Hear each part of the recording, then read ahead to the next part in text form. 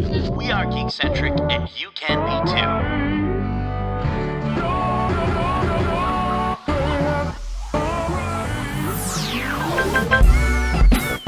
Love ya.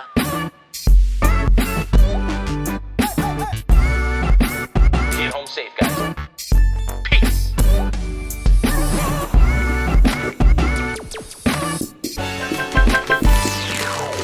What's up, geeks? A happy belated New Year, and welcome to the Geekcentric podcast. For you newbies out there, we like to talk about movies, TV shows, toys, and collectibles, basically everything Geekcentric. And today, we're coming at you with a very special episode. That's because we're taking a look back at the year that was 2021, highlighting our highs and lows of the last year in entertainment. We'll also share what we're looking forward to most in 2022. So strap on your proton packs, call a bunch of actors that previously played the titular role in your superhero movie, and take that red pill, because we are rebooting up.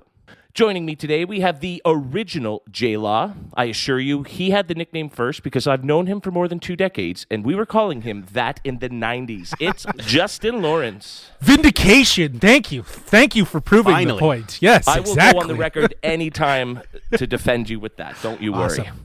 And next to him, on a monitor, in a tiny window too small to hold his big, beautiful personality, it's Nate Shelton.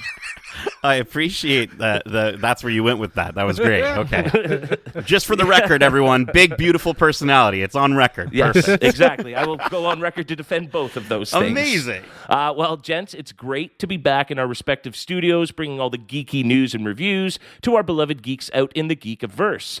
Now, we're sitting down to do the show a little later than expected, as the holidays were a few weeks ago, but I still thought it would be fun to catch up quickly on all that went down at the end of 2021, and primarily I want to know, how are your holidays and what you get? Nate, why don't you start us off? First holidays out on the East Coast must have been a big deal. Well, it was interesting, right? Because yes, we're on the East Coast here now with me and my parents, and yeah, we did the sort of our pre-Christmas with just our family. I got a beautiful new, I'm sitting in it right now for our video listeners. You can see it's the Cyberpunk Edition Secret Lab chair, which is just absolutely phenomenal. It looks like one of those fancy chairs you see on the sidelines at football matches, the really nice chairs, you know? I've never been to a football. This is the closest I'll be to being at a football match. But no, it was lovely. And then we went and visited the family back in Ontario, and I think my favorite memory, all my little cousins are starting to get to that age now where they're cool and they're liking video games more, and Jesse, one of the youngest of my little cousins, he got his first video game console. So helping him set it up. It's an Xbox Series S. I got him Game Pass for the year.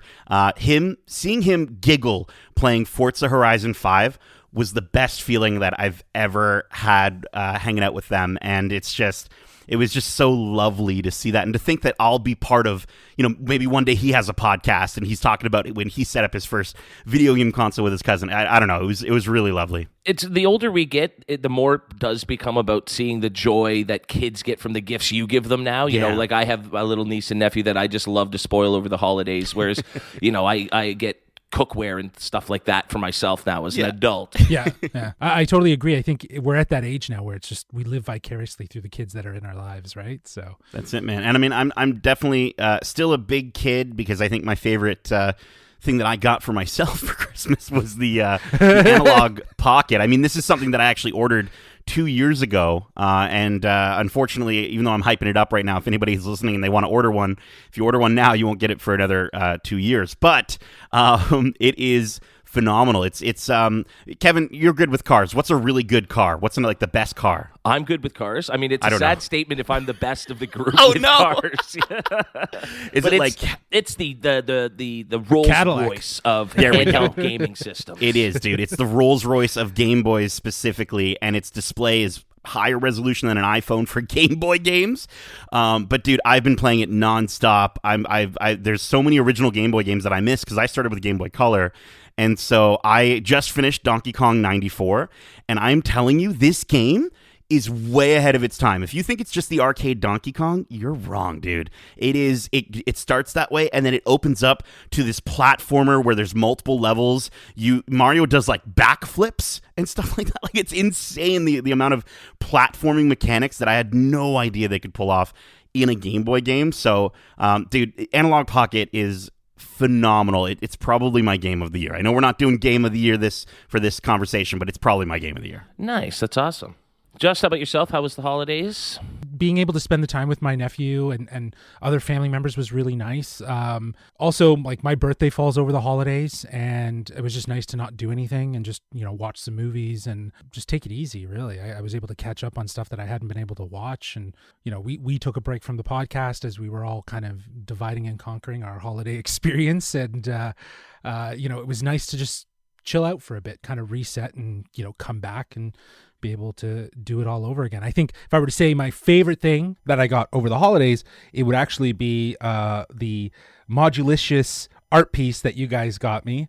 Very unique art piece that is a camera built as a imagined Star Wars robot. I think it's got the legs of the ATST, if I'm not mistaken. So. Yeah. So it's very unique, and it leans into that geeky collectible side of me. With you guys getting me this, it just shows that, like, really narrowing down the collection, getting things that are extremely unique. Modulicious does such cool stuff with replication of toys and blending them as an art. And I understand the iconography of what you're doing there as an artist when you're playing with the toys of your past to kind of reimagine them. I think it's really intelligent. So thank you guys so much for this gift, and huge shout out to Modulicious for this unique art piece. Paul, if you're listening, or if you've ever listened to this podcast, everyone should go on Instagram, search Modulicious. We'll have a link in the description. You got to check out this 100%. Stuff. It's so cool. Yep. And Kevin, how about yourself? I saw the picture, the whole family decked out in the same pajamas. Do you guys do that every year? We do it every year. We still go to the mall and get a Santa pic for Mom every year, and Santa's face gets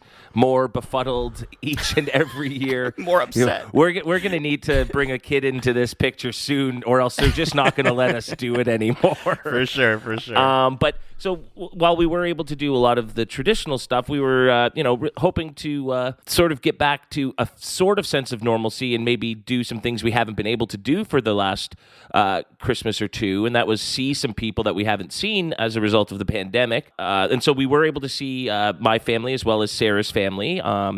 But when we did that, we actually came into contact with a family member who tested positive a day later for COVID. And so that kind of shut down plans that we had for a few days later to get together with friends we haven't seen in a few years. We were supposed to go to Ottawa to visit friends and meet their little one that they welcomed to the world just shortly after our wedding, actually. So that's how long it's been, and we've never met the little guy, and so we were excited for that. That's definitely the gift you don't want to get.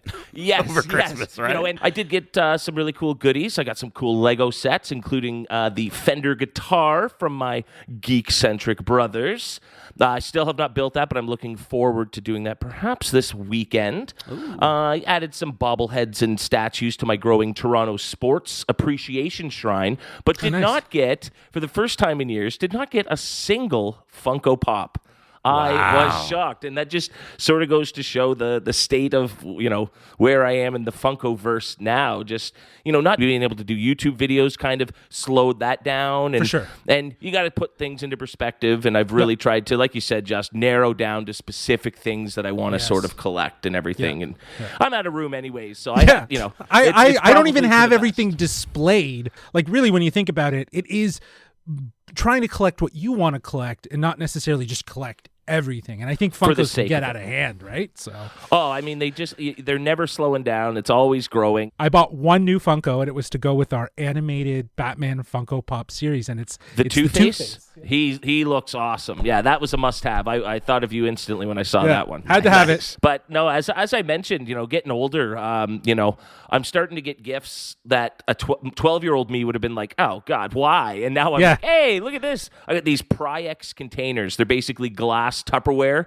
I got the Star Wars ones, and I'm like, oh man, my food storage game has just hit a new echelon, I just love that you're like, well, my 12-year-old self would hate this, but then you're like the Star Wars version. Tupperware, I have it too. Yeah, I got it too. Yeah. Still an element of young me in there. But no, and, delicious. I got lots of cookware, considering I spend hours in the kitchen a day. That was perfect. And Sarah and I bought a new car in November, and so we that's got nice a lot Christmas. of goodies for that, Nice. like a really deluxe cleaning kit and storage things and everything, so we can keep it nice and pristine.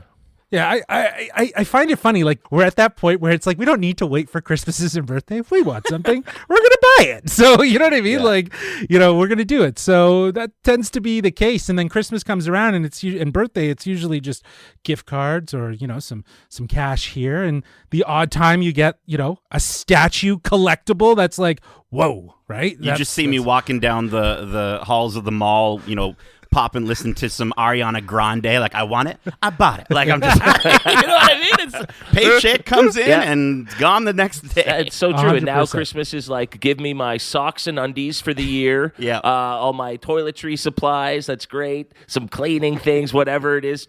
Keep it practical, and I'm a happy camper. There we go. But the highlight, obviously, of the holidays, beyond everything that we get and things, is just being able to see people. It was pretty tough with COVID. It was a touch and go situation there from just after Christmas Eve and stuff. So it's nice though that we were able to at least spend some time. Yeah, with and there people was a we small blessing in disguise in that we went to my family after we saw Sarah's, and so once we got the news, it was like, well, we're not going anywhere else, so we got an extended 7-day holiday right through New Year's, and we all just sort of we'd exposed them by that point, so we figured we're stuck in the house together. Let's make the most of it, and we certainly did. So it was a good time. Now, one gift we all got over the holidays was something that people have been waiting 18 years for.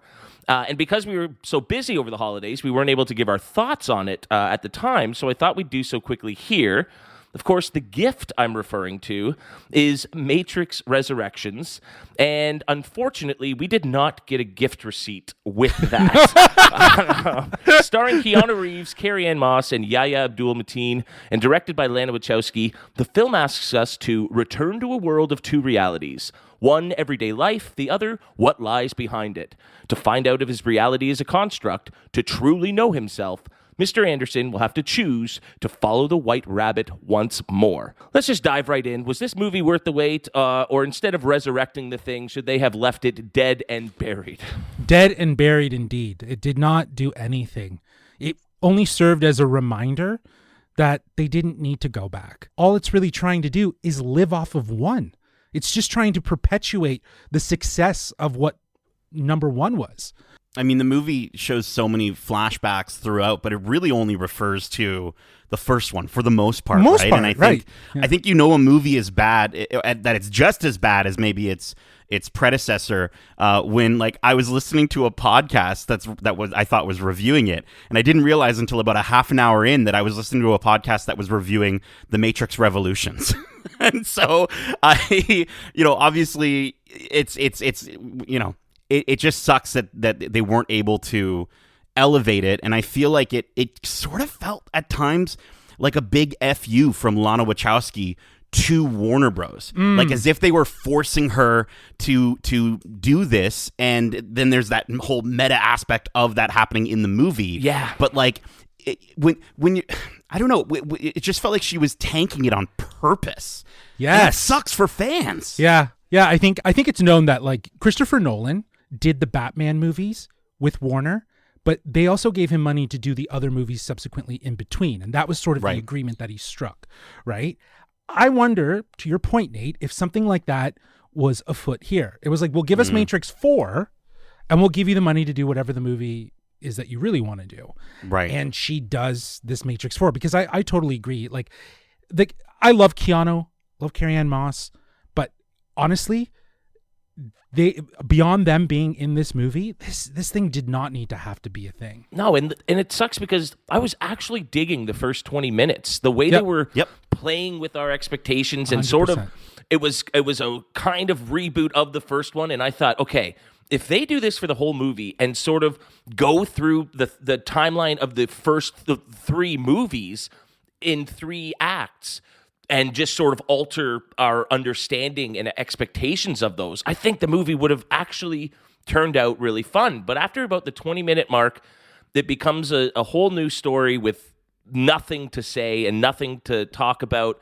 And I think my biggest issue with the movie is the same problem I had with the third one, Revolutions, is that anytime they're not in the Matrix, the movie suffers greatly for it. They had this idea for what the real world was going to be like, and it never truly delivered. And so this movie is just really bogged down with bird robot things and I could go on and on. I know, but like I agree with you. I think in Revolutions you're absolutely right. The pitfall with that is that they didn't spend enough time in the Matrix versus the real world. I think here it was actually balanced, but the Matrix didn't seem interesting anymore, right? Like they were trying to recreate all these characters with this new cast, and it falls short. It shows, as Nate was saying, just the half-assed nature that went into putting this movie together.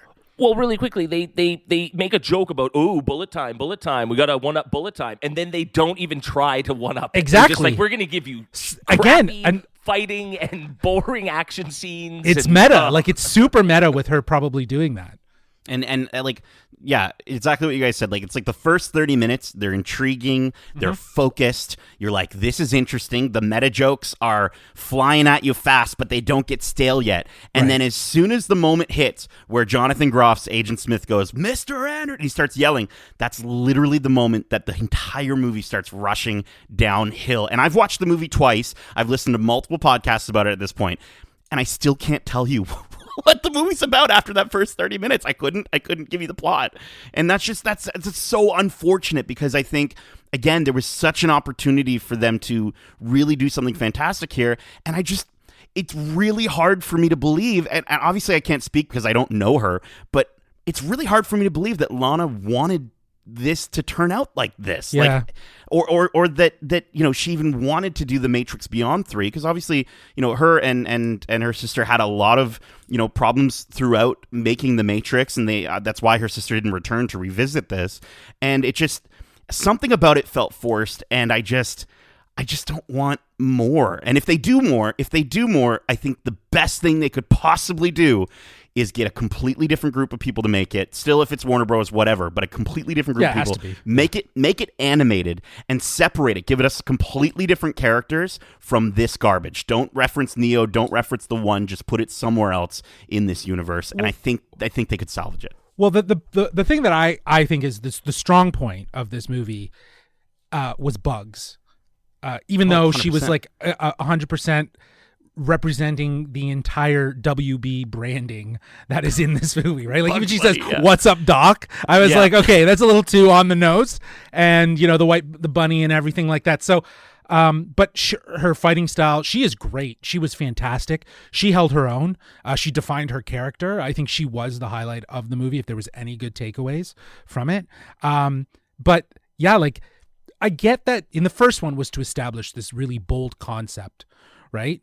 And that concept and that idea manifested itself in people's minds, and Warner Brothers specifically too, that they wanted to bring a 2 and a 3 to life. And I don't know if they were ever intended to actually be a 2 and a 3, right? Because it seems to lose its trajectory and ground itself in the choice of love. Choice that differentiates Neo from the other 6 anomalies is love, and making that choice based on that. I see what they were trying to do narratively by saying, like, there is no one without Trinity. She is the balance of that anomaly. But I don't know if they really gave it the purpose or justice that it deserved. No, I don't think they did. And you guys did bring up an interesting point in that maybe this was just a big FU from Lana.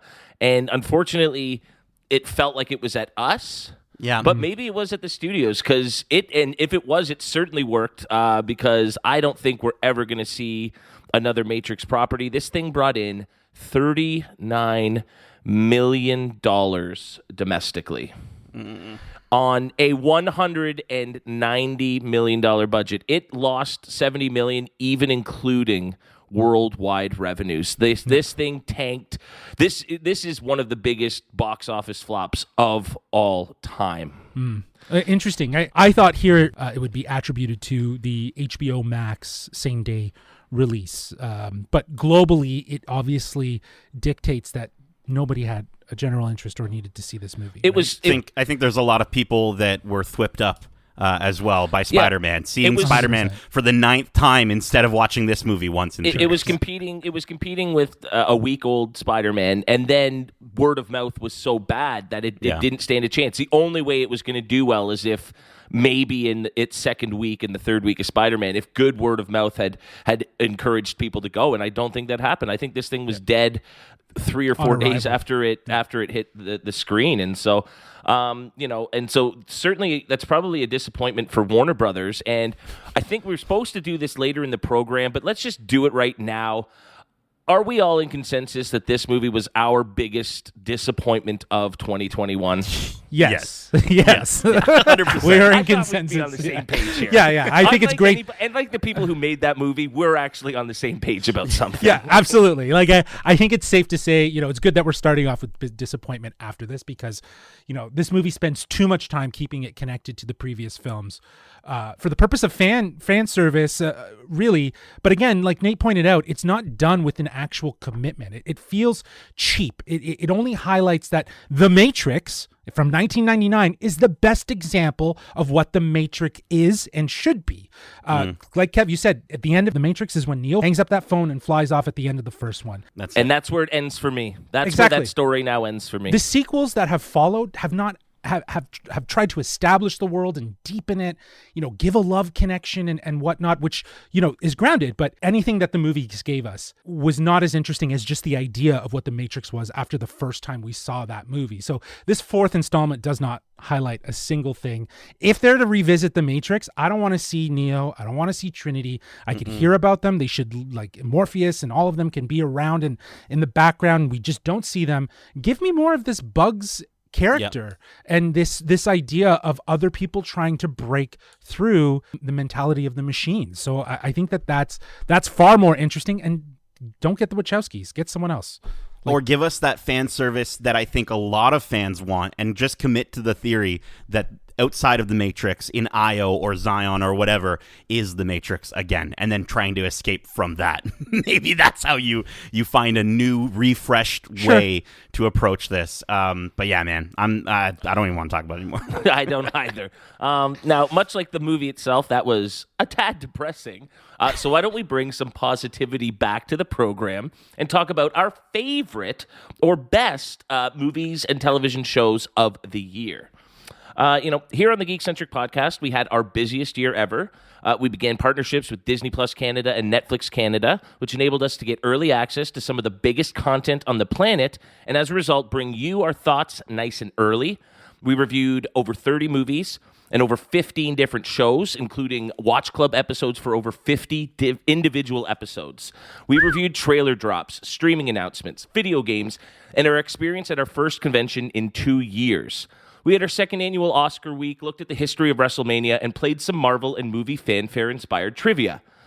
Most exciting, we also dipped our toes in the world of high-profile interviews, welcoming such guests as friends of the program, actor Monroe Chambers, and Hollywood producer Andy Horowitz. We talked to Werewolves Within writer Mishna Wolf, the creator, writer, and executive producer of Only Murders in the Building, John Hoffman, and we picked the brains of 3 Canadian animators that worked on Marvel Studios' What If. In addition, we had the chance to chat with one of the stars of Marvel's Eternals, Leah McHugh. Needless to say, it was a crazy year that resulted in over 100 episodes for your listening pleasure. And now we're tasking ourselves to reduce all of that information into choosing just one movie and television show that we're calling our favorites of the year. Let's see if we understood the assignment and get right to it. We'll start with our favorite or best movie of 2021. Justin, because you made this incredibly difficult assignment, I'm tasking you to it first. Okay. Yeah, this is a task, man. And I think that there's a lot of people that are doing really great, look backs at 2021 because there was a lot of movies and there was a lot of stuff. but I like the idea of trying to look back and really say what spoke to us. What did we really take away as like, that is the movie for us. Beyond awards, beyond all of the things that are about to come with the beginning of 2022, what was it for you? So yeah, I'll go first. Sure. I'll go first. So like I was saying, this was a tough one. And for obvious reasons, there was plenty from 2021. And over the holiday break, I actually had a chance to check out some of these bigger movies that are in the awards conversation, like Spencer or King Richard or even Pig with Nicolas Cage. Man, I finally watched that movie. It was so good. So good. And while those are all great movies, they're really carried by strong performances. So my choice is really based on the impact of both a cast and a story. For me, something that is relatable, conversational. I appreciate those things. And while this movie is amongst, discussions for both positive and negative reasons, I really, really enjoyed Don't Look Up. I actually watched it the second time over the holiday break just to affirm it. And honestly, it really comes down to, after living through, year 2 of the pandemic and seeing this ongoing divisive, politicized nature of society sort of unfold at the same time, this film feels really necessary as a reminder of what can be achieved if we work together. But at the same time, it highlights it probably will never happen, right? As a reality. Now, I do have to say I'm a little surprised by this choice because when we went to see it in theaters, at about 2/3 of the way through the movie, you got up, walked past me in the aisle to go to the washroom and said, "This movie is so long."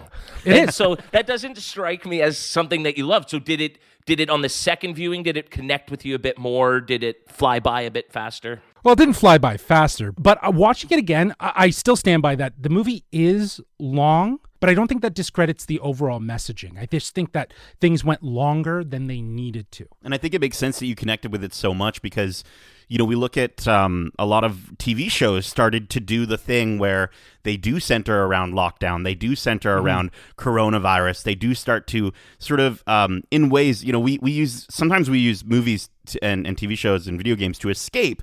And other times they're really good for catharsis. It's really good for us to be able to relate to them and then see other people, even some of our favorite celebrities, experiencing these things as these characters. And I think this movie does such a great job of encapsulating a large group of that, not just the pandemic, but a lot of aspects of what we've been experiencing over the last 2 years. And yeah, man, I agree with you. Like it does feel long on your first watch, but it is one of those movies that sort of sticks with you. It doesn't really leave your mind. Yeah, and that was it. It didn't leave my mind after watching it.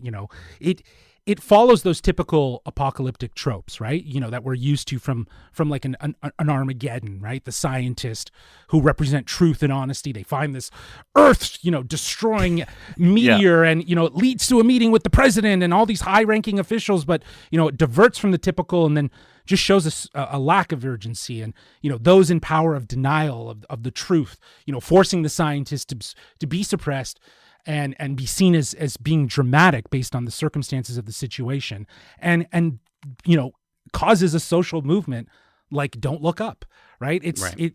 Rather look down, look at your phones, be immersed in your own world and ignore what's out there. And I think that that's very reminiscent of what's sort of happening in society now, right? It's a tongue-in-cheek commentary.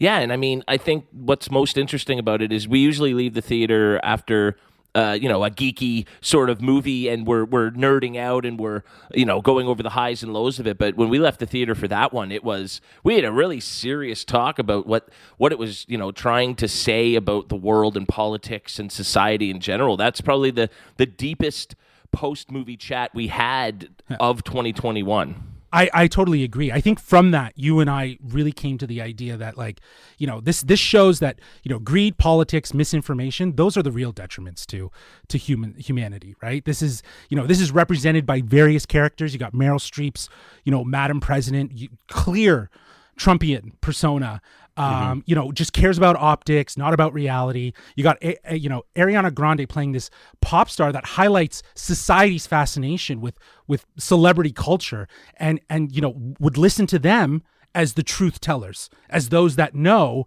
rather than the actual scientists, played by Jennifer Lawrence and Leonardo DiCaprio. And, it highlights the fact that like people would rather live through other people's lives rather than necessarily living their own life. And then you have this billionaire played by Mark Rylance, his interest is framed around the betterment of mankind.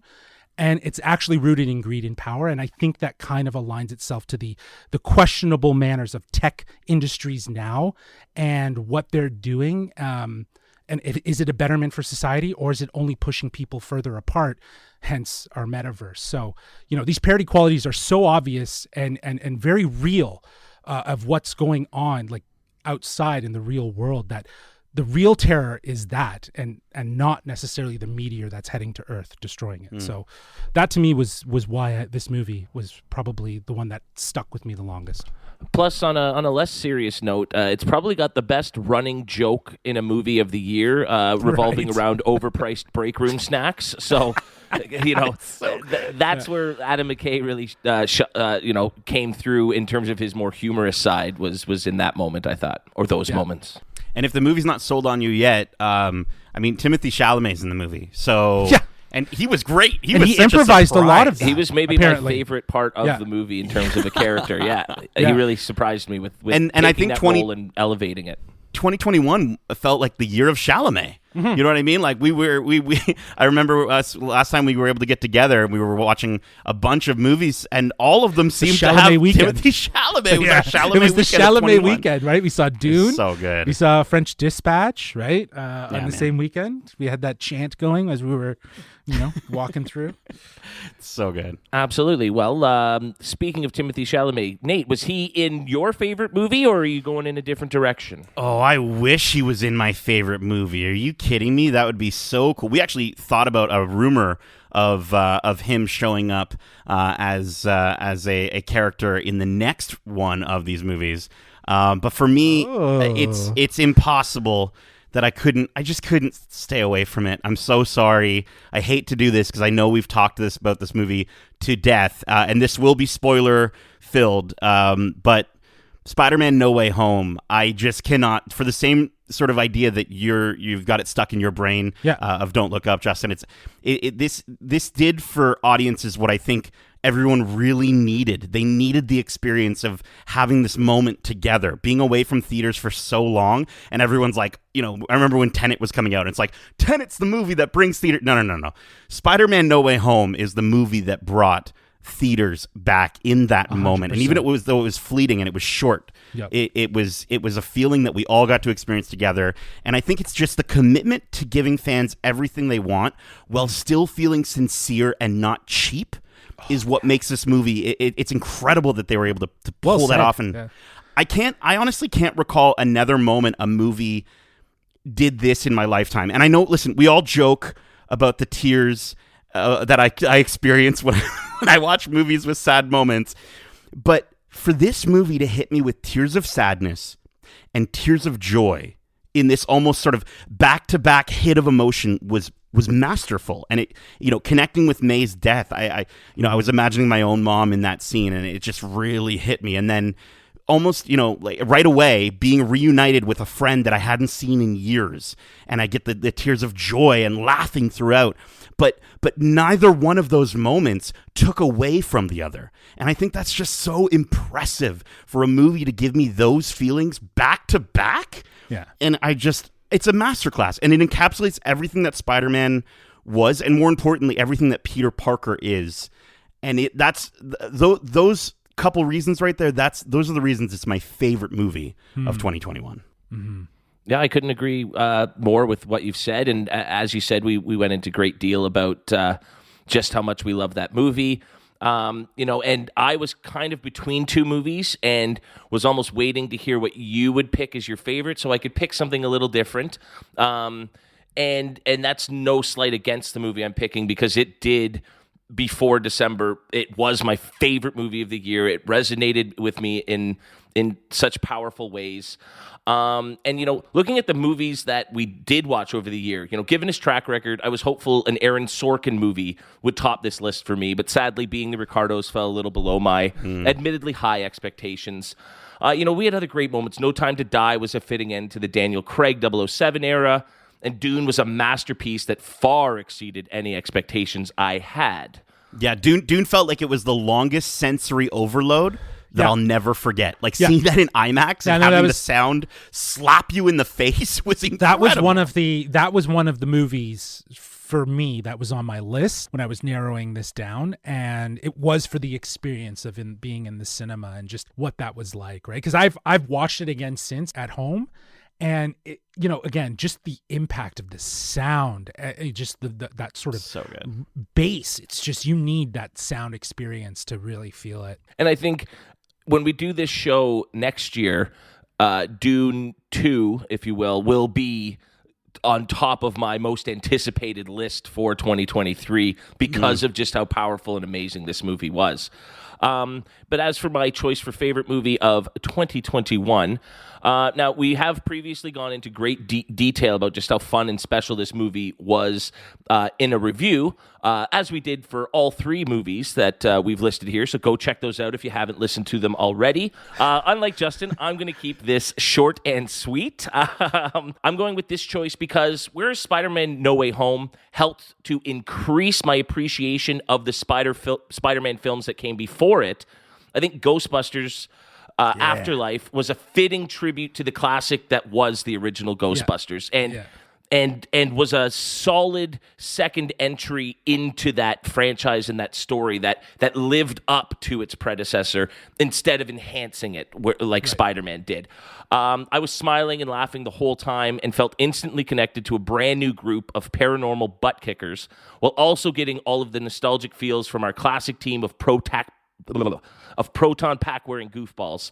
I think the biggest difference between this movie and Spider-Man is that while I was pleasantly surprised to see the sorry guys.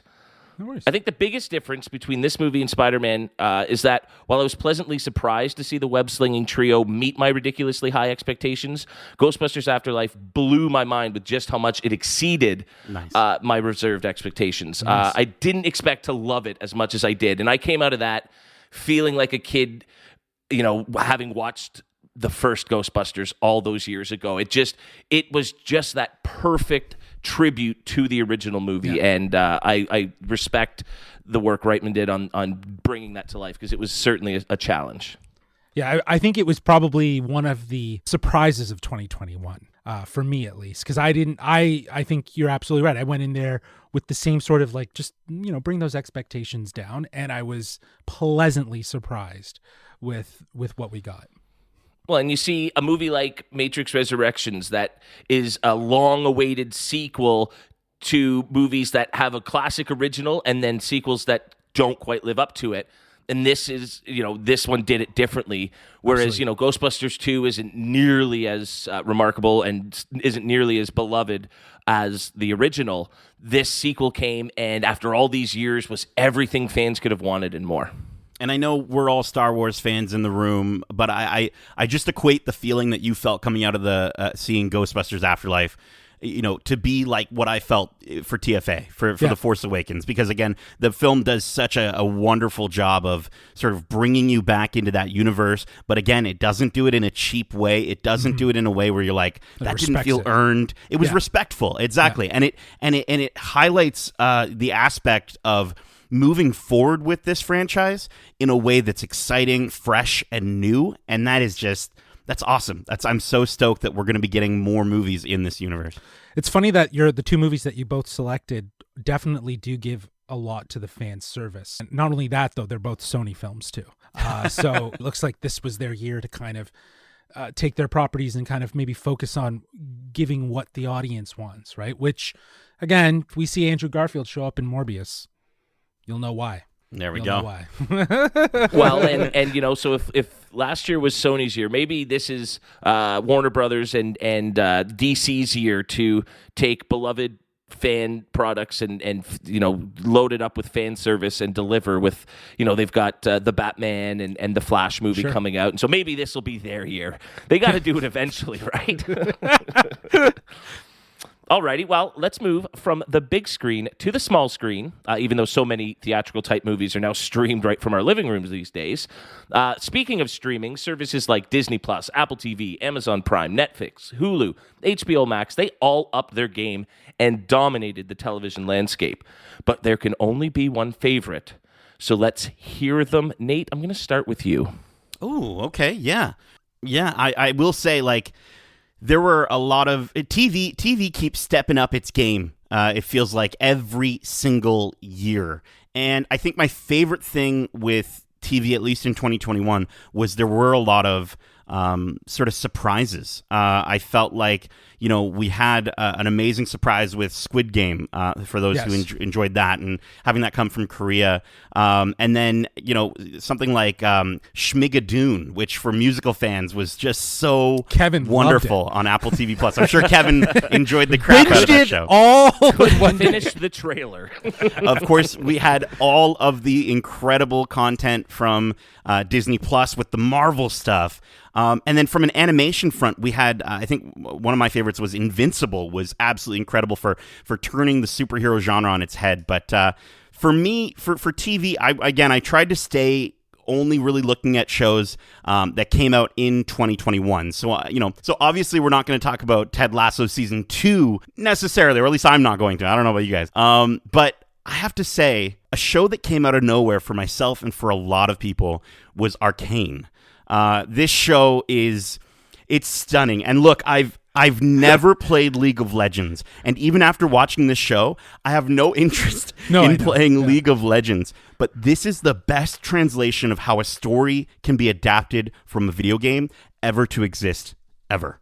It's incredible. Its story is broken down into 3 chapters that span years of our two main characters' lives. And when you watch the first 3 episodes, you're going to be hooked. You're going to be locked in. And we discussed during our Bad Batch, which was another great animated show that came out in 21, but we discussed in that Watch Club how at times it would remind us that this was it was a kid show.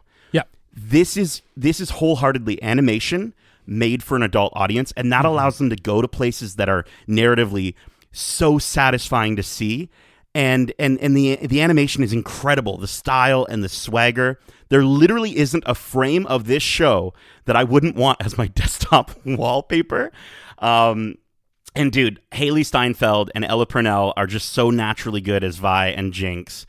I can't wait for season 2, which is already in production, by the way. It's my favorite show of 2021. If you haven't already watched it, please do so and go support this show, because it is freaking incredible. Justin, I know you watched it, right? Yeah, loved it. I absolutely loved this show. I was blown away. It was another one of those surprises from 2021 where it was just like out of nowhere. It looks beautiful. I don't know if I really want to invest all this time, but after those first 3 episodes, and there are some pain points as you go through it in terms of the dialogue and how it's delivered, because it's still animated. It still has those pitfalls, but it is so beautiful, the look and feel of the world that they've actually created, and where they go with it and how they tell the story of 2 sisters. It was beautiful. It was really well done. It's so good. Yeah. So good. Kevin, please watch it. I know. I haven't gotten into it yet, but you recommended something to me the other day that I went and started to watch, which was The Righteous Gemstones, and it's delivering, so I might have to give this a whirl if you're this high on it. It does make me want to see them do a video game of it, so. Of just Arcane, sure. Yeah, right, because I'd love to see that on the PS5, like that building, playing in that world, and where they get to with certain sort of tech. It's interesting. So yeah, man. All right, Jess. Well, can your favorite show of 2021 be turned into a video game or what? No, but I think it could be probably turned into a board game. It could be. I don't think this is going to be much of a surprise for you guys or for anyone who's listened to our past episodes, but my favorite show of 2021 is Only Murders in the Building. There are some other shows that were definitely in contention. Ted Lasso season 2 was totally in contention. Reservation Dogs, which was a surprise again. I really enjoyed. Both actually really have heart and comedy with meaningful emotional storytelling. But I went with Only Murders because the show was really a surprise and delight for me. Not knowing anything about it at the beginning of 2021 when Kevin had mentioned this show, just basically a synopsis. And I've gushed over this show, so it plays fantastically with this sort of true crime podcast fad, and implementing the fun take on the whodunit, but it has a Hitchcockian Woody Allen style, right? We've talked about that in great detail, and the cast is fantastic. The trio that they brought together, how they grounded it in a sense of them finding each other through the appreciation of the podcast, furthering their own story and investigating their own murders because they're seen as expert. It was so good. Each of them had a very satisfying narrative within the season, so they all got their focus, and I think it's even more so deepened by just having the opportunity to talk with John Hoffman, writer and creator. He learning more about what went into bringing this show to life. It was such a great experience. So I think that really cemented it for me as being one of the main things, because I just felt super connected to this show. Well, and like so much of what we're talking about in this segment, we have previous podcasts. We have our spoiler-free review, our spoiler-filled review, and the aforementioned interview with creator, writer, and executive producer John Hoffman. So if you haven't watched the show or haven't listened to those, go check those out. You will not be disappointed. I am going to pat myself on the back for calling that one way back in January of last year. I got one right, and so I'm going to take credit for it when I can. Now, I know, Nate, you said you personally wouldn't pick a show that wasn't premiering in 2021, but I am doing it. This one was so easy for me. It's Succession. Hands down, It's the best written and acted show on all of TV. Wow. You've got complex characters you love to hate, corporate greed, family betrayal, and a display of wealth so unfathomable, it's enough to make you question every bad financial decision you've ever made in your life, only to realize it doesn't matter. These people have so much money, it's mind-boggling. And what's particularly interesting is that the dialogue is practically in another language at times, as I often have no idea what these people are talking about, particularly when it involves a boardroom or a business call. And that doesn't matter at all because it just sounds so cool and is performed with screen-melting bravado by the entire cast. I mean, Brian Cox kills it as the evil patriarch. My boy, Jeremy Strong, was just so heartbreakingly good this season. He's reduced to basically a pathetic and miserable shell of his former self, and he plays it just with so much desperation. It's amazing. He deserved the Golden Globe. He won.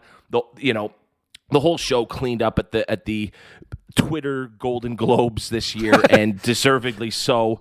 I just think this season did such a good job of subverting the expectations for where many of us viewers thought the show was going to go after the big cliffhanger season finale that they gave us in season 2, and they went in a completely different direction, and then gave us an even bigger, more shocking cliffhanger for this year that I cannot wait to see it all play out, and hopefully it's not 2 years once again before we get to see where this messed up family goes next. Well, would you say, Kevin, that it does sort of make you interested in learning the words that they're saying in those boardrooms, like and learning about finances? Again, I think it deals with business, and I think people like Elon Musk and Jeff Bezos might understand what these people are going through, but for us peons, it's just watching them in awe, going, "Wow, what must it like to be in your world?"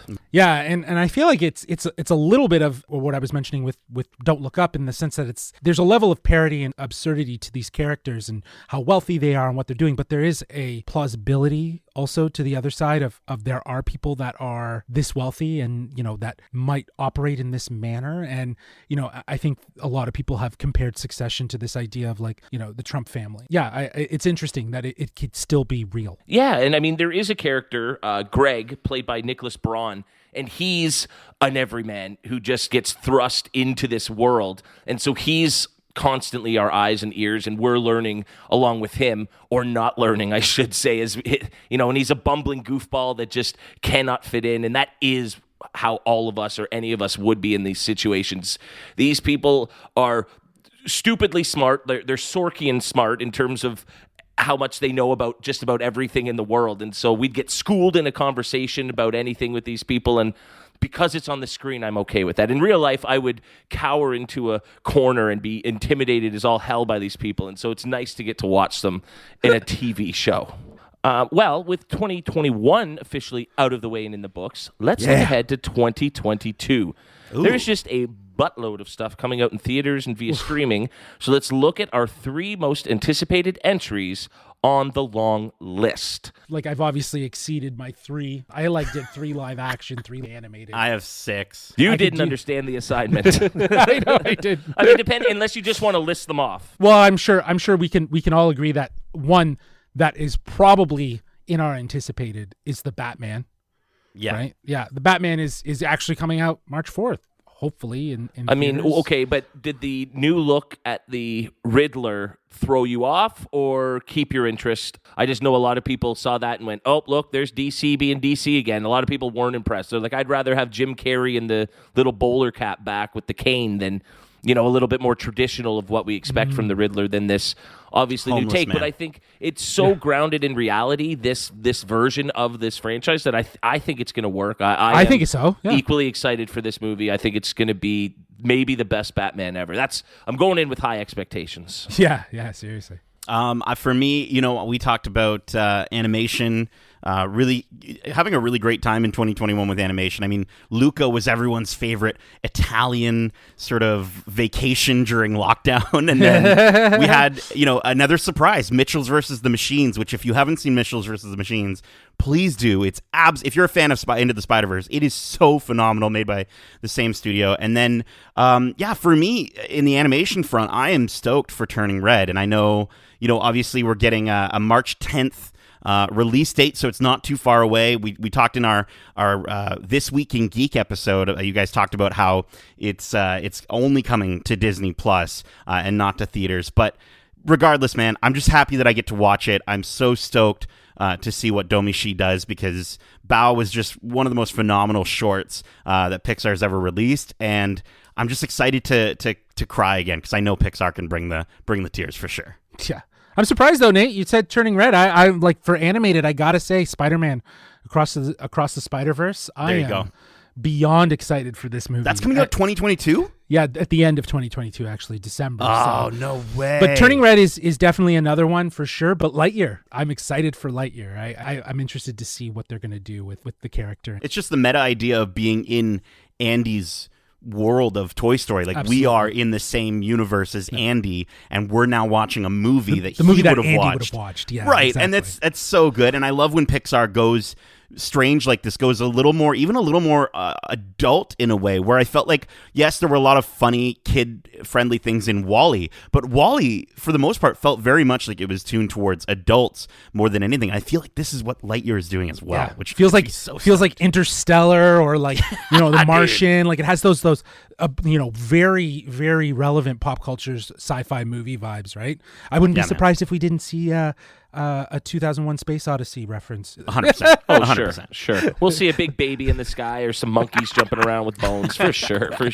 Well, I went a lot darker with my first choice here. I guess I have a thing for family dramas, but they have to be gritty and involve crime and corruption and betrayal. None of this is us sort of thing. That isn't my bag. But give me Ozark season 4. Oh, yeah. Season 3's finale was mind blowing, literally, and I'm just so excited to see where this bird family misadventure goes as they sink ever deeper into their seemingly inescapable fates.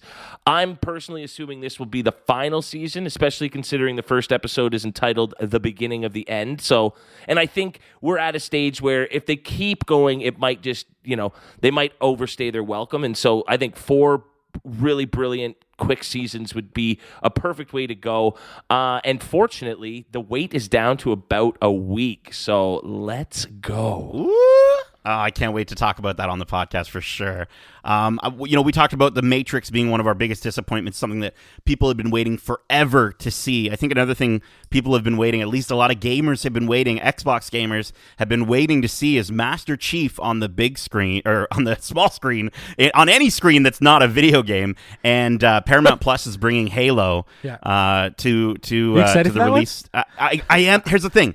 I'm cautiously optimistic because I have a strong feeling based off of what we've seen already. It looks cool, but at the same time, I'm not sure about it. I don't know if Paramount is going to put enough commitment behind this, seeing it as something that is going to be a big thing for them. I just hope that the Halo Infinite and how popular that was last year is going to really push them. Now, I'm going to surprise a lot of people, or at least Nate here, and I have a video game inspired entry myself here. Oh. And that is for Uncharted.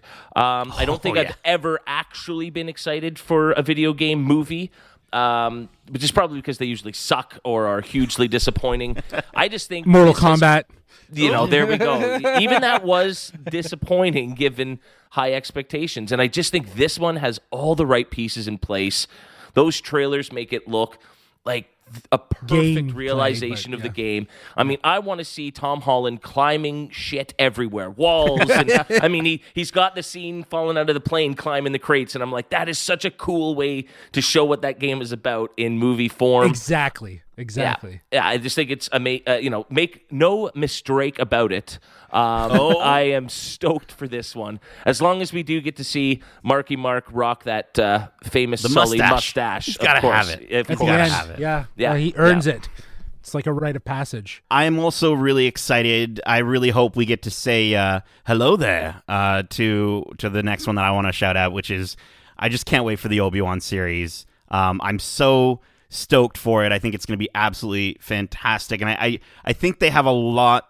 I think they have the ability to really go in a more personal, connected direction with a character that we've known so well. And I'm just excited to see how they sort of challenge that expectation. And maybe he doesn't say hello there or whatever, but like I am excited to sort of see his journey and his story, especially given that we've got confirmation of Anakin being somewhere in the show. I'm stoked for that one. And I would like to get the origin of the moniker Old Ben, please. Oh, I yes. mean, not really, but maybe.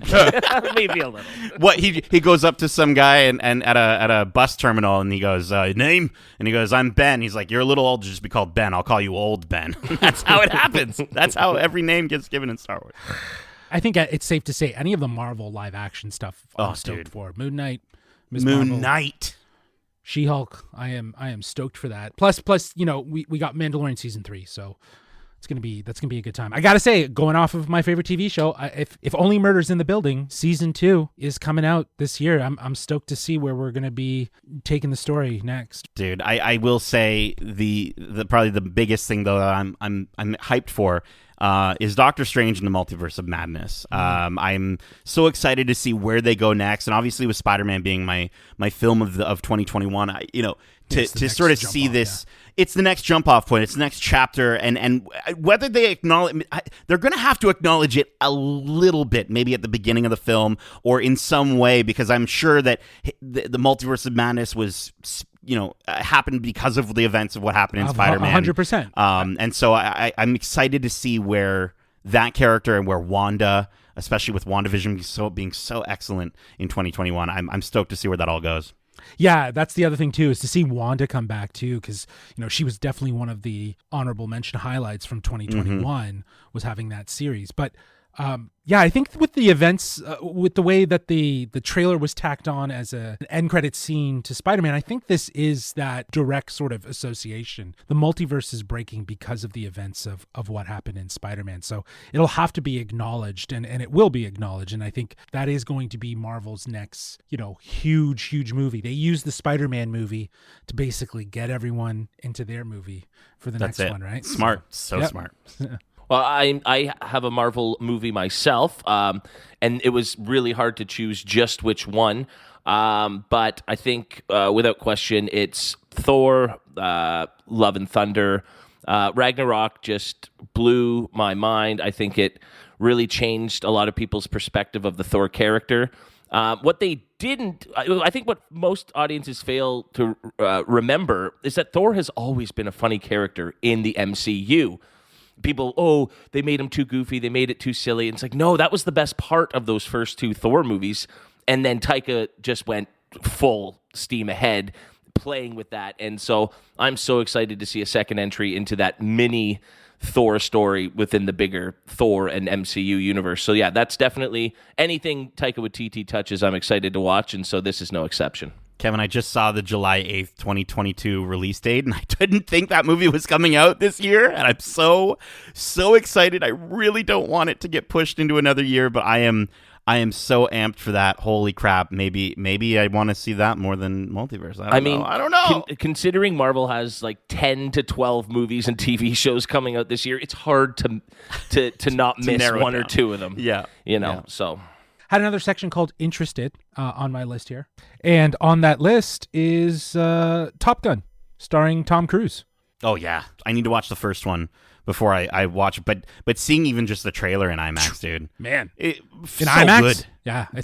Yeah. It looks so felt my heart shake. Yeah, Like, it looks crazy. That's how booming the movie is. And I'm stoked for it. I hope it's not on our most anticipated movies of 2023 list as well, because I'm pretty sure it was supposed to come out like, last year, and then it got pushed now. And yeah, I mean, that's the case for so many movies this year, but I think we're going to get, a majority of them. But when you mention something like Top Gun, it's funny that this trend of, waiting 20 to 30 to 40 years to make sequels to movie is continuing into 2022. It'll never stop.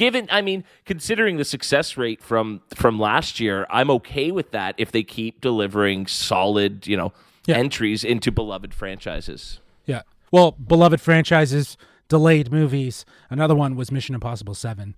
This movie has been riddled with delays due to COVID, as it was shut down numerous times. Another movie that stars Tom Cruise. So I'm excited to see what Tom Cruise has in store for us with this movie, because it should be good. As you mentioned, these two movies, it is crazy that in 2022 we're excited to see two action movies starring 60-year-old Tom Cruise.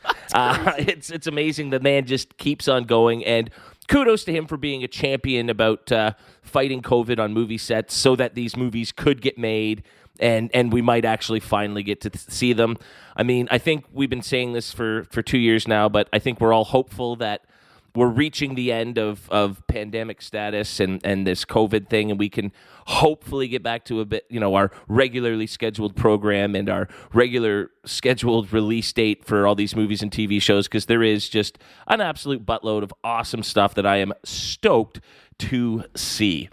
Well, that's it, folks. We hope you enjoyed our look back and forward into the world of entertainment. What was your favorite show or movie of 2021? Which left you feeling a bitter taste of disappointment? And what are you looking forward to most in the upcoming year? We'd love to know. Justin, where can they do that? Oh, they can reach us at wearegeekcentric@gmail.com. That's wearegeekcentric@gmail.com. They can also reach out to us on Twitter at GeekcentricYT and on Instagram at wearegeekcentric. Just in case sending an email reminds you too much of 1999 when The Matrix was actually good. Justin, when you went into that, I thought you were going to sing for a second. You were like, oh! I thought it was an episode of Schmigadoon. Subvert expectations. We are now full steam ahead into our 2022 podcast schedule. We're super busy, so be sure to subscribe wherever you listen to podcasts to know when the newest episodes drop. And remember to leave a glowing review. Because let's be honest, this episode was better than Resurrections. All right, that is my last Matrix bashing joke of the episode. Obviously, we've got all of the fantastic content we talked about today, highlighting the last year of Geekentainment, plus so much more. We have our latest watch club for the Disney Plus series, The Book of Boba Fett, plus our first episode of our weekly program, This Week in Geek. But until next time, Justin, Nate, thank you so much for joining me for today's show. And as we say, love ya. Stay home safe, guys. Peace.